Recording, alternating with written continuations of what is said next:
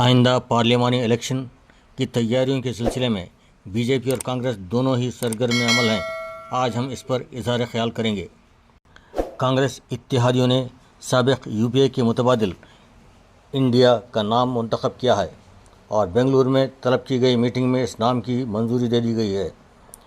India دراصل short form ہے، جبکہ یہ انڈین نیشنل ڈیولپمنٹل انکلیسیو الائنس ہے اور آزادی کے بعد سے شاید یہ پہلی دفعہ ہے کہ علاقائی اور قومی جماعت نے اپنے ذاتی مفادات سے بلند ہو کر ملک کے مسائل پر غور کرنے کا فیصلہ کیا ہے۔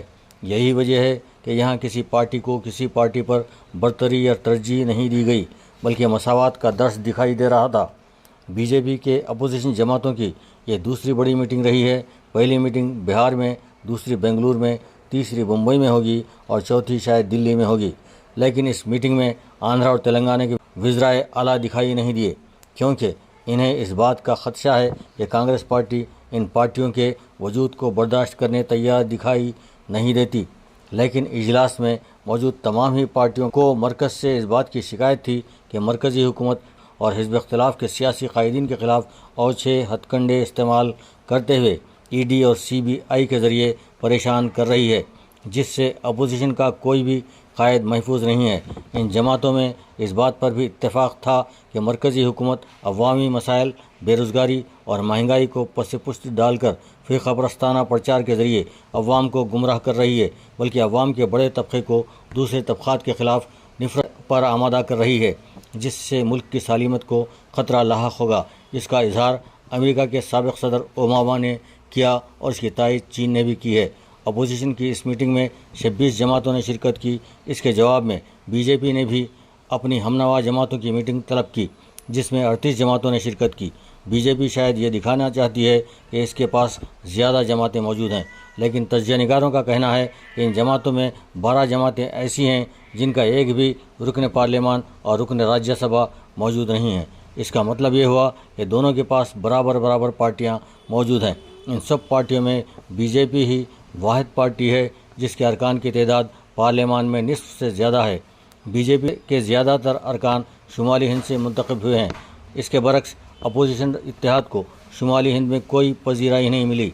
یہ بھی ایک حقیقت ہے کہ جب تک اپوزیشن شمالی ہند میں قدم نہیں جماتی، تب تک اس کے لیے دلی دور ہے۔ حقیقت تو یہ ہے کہ کانگریس پارٹی کرناٹک کے بعد آندھرا اور تلنگانہ سے علاقائی پارٹیوں کے صفائی پر بہت زیادہ توجہ دے رہی ہے۔